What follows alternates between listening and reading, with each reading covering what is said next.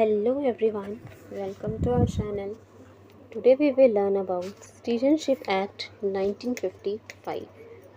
भारत की नागरिकता के कानून के बारे में जानेंगे। लास्ट वीडियो में हमने सिटीजनशिप के आर्टिकल 5, 6, 7, 8, 9, 10, 11 डिस्कस किए थे।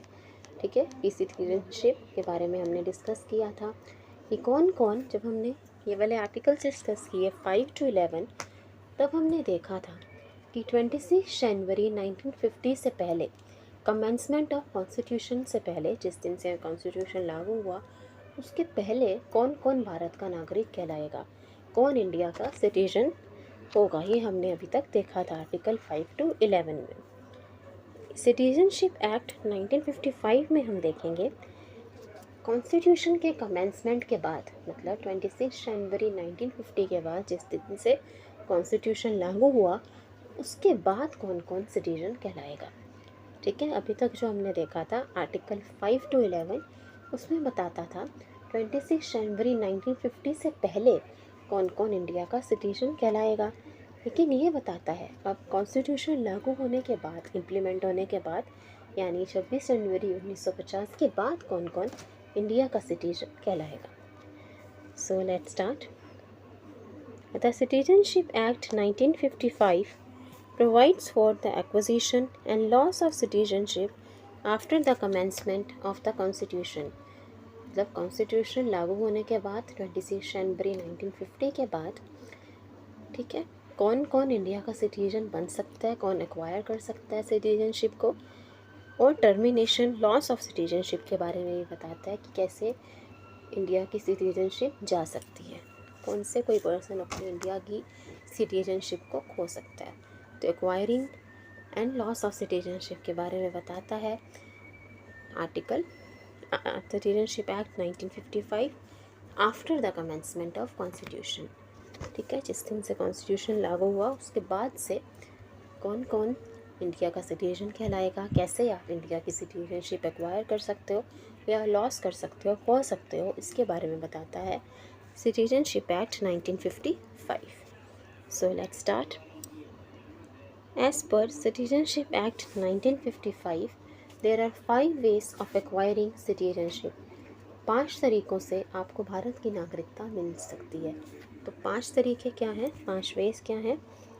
Birth, descent, registration, naturalization, incorporation of territory.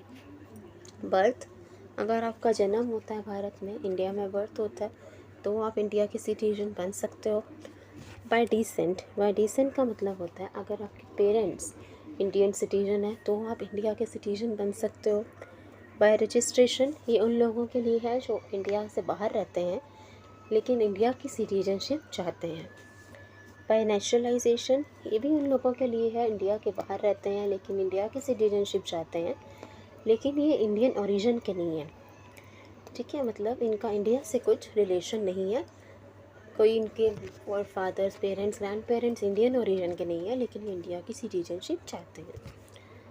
Incorporation of territory, अगर कोई पार्ट, ठीक है, कोई एरिया इंडिया का हिस्सा बन जाता है तो उसमें रहने वाले लोग ऑटोमेटिकली इंडिया के सिटीजन बन जाते हैं। ठीक है, अगर इंडिया किसी एरिया को एक्वायर कर लेता है, कोई भी एरिया इंडिया का हिस्सा बन जाता है, तो वहाँ पर जो लोग रह रहे हैं वो ऑटोमेटिकली इंडिया के सिटीजन बन जाते हैं। तो ये 5 वेज हैं एक्वायरिंग सिटीजनशिप के। आज हम बर्थ और डिसेंट के बारे में देखेंगे। ठीक है, so let's start. By birth में भी 3 कैटेगरीज हैं इंडिया सिटीजनशिप लेने के। पहला, इसको हमने 3 डेट्स में डिवाइड किया है। पहला हम देखते हैं 26 जनवरी 1950 से 1 जुलाई 1987। A person who is born in India on or after 26 जनवरी 1950, एक ऐसा पर्सन जिसका भारत में जन्म 26 जनवरी 1950 को या उसके बाद हुआ है, बट बिफोर 1 जुलाई 1987।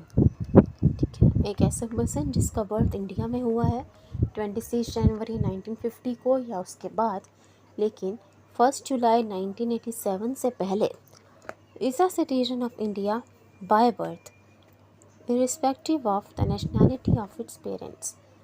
ठीक है, तो कोई अगर ऐसा बच्चा है जिसका जन्म भारत में हुआ, इंडिया में हुआ 26 जनवरी 1950 के बाद, लेकिन 1 जुलाई 1987 से पहले, ठीक है, तो वो ऑटोमेटिकली इंडिया का सिटीजन कहलाएगा, irrespective of the nationality of his parents. इस बात से फ़र्क नहीं पड़ेगा कि उसके पेरेंट्स की नेशनैलिटी क्या है, वो इंडियन है या नहीं। ठीक है, तो 26 जनवरी 1950 से 1 जुलाई 1987 तक अगर किसी का जन्म इंडिया में हुआ है तो वो ऑटोमेटिकली इंडियन सिटीजन बन जाएगा।